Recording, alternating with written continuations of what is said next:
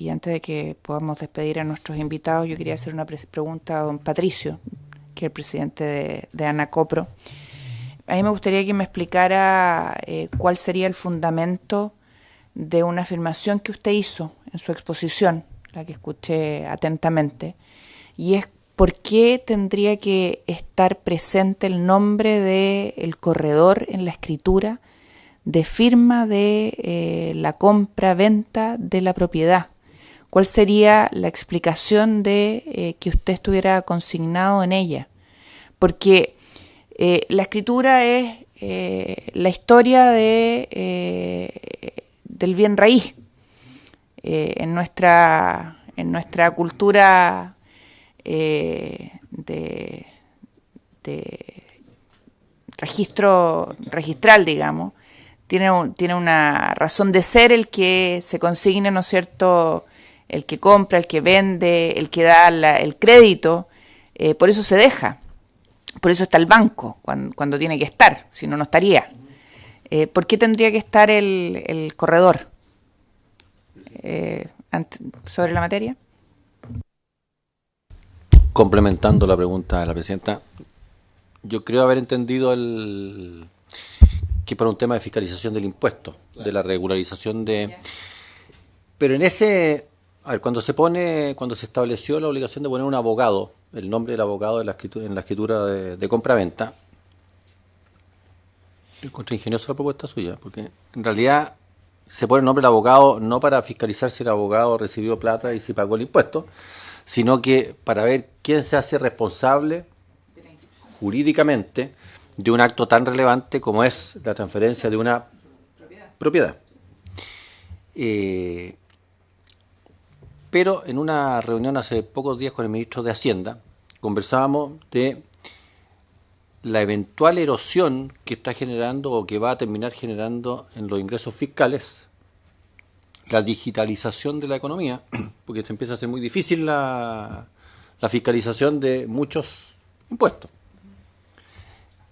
Entonces... Debería ser más fácil en teoría. Es que cuando te viene de fuera, sí, qué sé yo...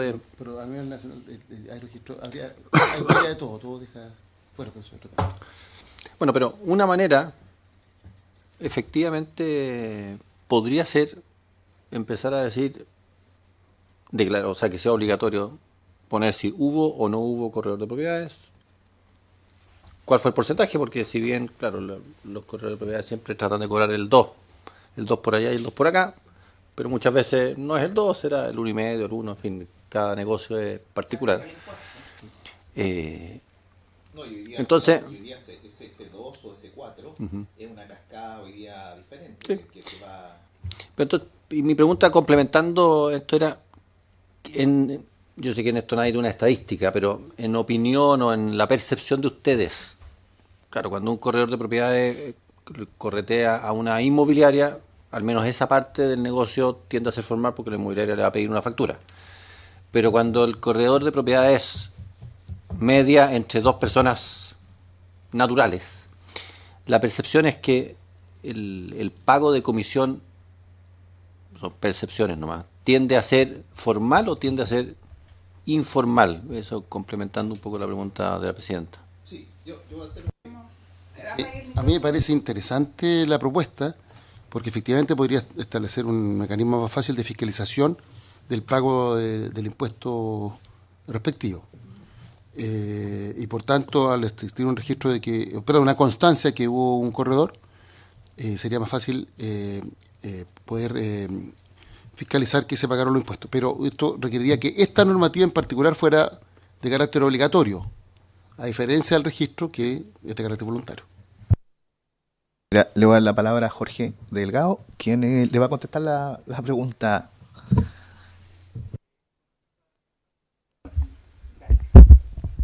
Buenos días. Con respecto a la pregunta, eso fue un análisis que hicimos hace un par de semanas viendo los mecanismos que deberían tener un corredor de propiedades, porque aquí hay que distinguir claramente, como ustedes lo señalan desde el mensaje que se presenta al proyecto, que lo que se busca aquí es regular a aquellos malos corredores, por así llamarlo, y en ese sentido los malos corredores están fuera de nuestras asociaciones gremiales, no solamente de la nuestra, sino de todas las que llevan mucho tiempo aquí. ACOP, COPROCH. Entonces, la regulación no viene hacia nosotros que estamos autorregulados, por así decirlo, sino viene a aquellos que están al margen de nuestras asociaciones gremiales. Y respondiendo a las preguntas, ¿por qué incluimos esto? Porque estamos buscando cómo hacer para que aquellos que no están en asociaciones gremiales o en entes regulados éticamente, sí lo estén desde un punto de vista obligatorio por una ley. Cabe mención que muchos corredores de propiedades tienen la habitualidad o no habitualidad de ejercer la profesión o la actividad de corredor de propiedades. Y hay una cuestión que también debería estar, estimamos, dentro del proyecto, que es el concepto de habitualidad, que lo mencionó don James en su exposición. Algunas legislaciones extranjeras sí lo tienen. Y es muy importante porque no es lo mismo vender en el ejercicio de la profesión de abogado, que viene un cliente y me dice, oye, ¿sabes qué? Mira, nos estamos divorciando con mi señora, por favor, tenemos todos estos bienes, por favor, nos queremos repartir la casa y no los bienes, por favor, ¿puedes vender tú? Y uno como abogado coloca un aviso en el diario, hace las gestiones, vende al precio que le indiquen y está en el fondo ejerciendo la actividad de corredor sin serlo. Y eso es no habitual. Entonces, por eso a lo mejor el proyecto de ley debería distinguir entre el concepto de habitualidad y no habitualidad de alguna forma para dejarlo claramente establecido quiénes son y quiénes no son corredores. A la pregunta del artículo 413 que nosotros solicitamos de una forma como regularlo, es justamente por eso, porque de alguna forma el que no está regulado por una asociación gremial debería regularlo la ley. De partida, ese corredor o tiene o no tiene patente, porque muchos que ejercen la actividad solamente venden, compran, pero no tienen patente comercial, no tienen un local establecido, actúan en Internet y no necesitan llamarse. Entonces, una de las formas es que vaya por la vía del control que hace el señor notario. Ese era el fundamento.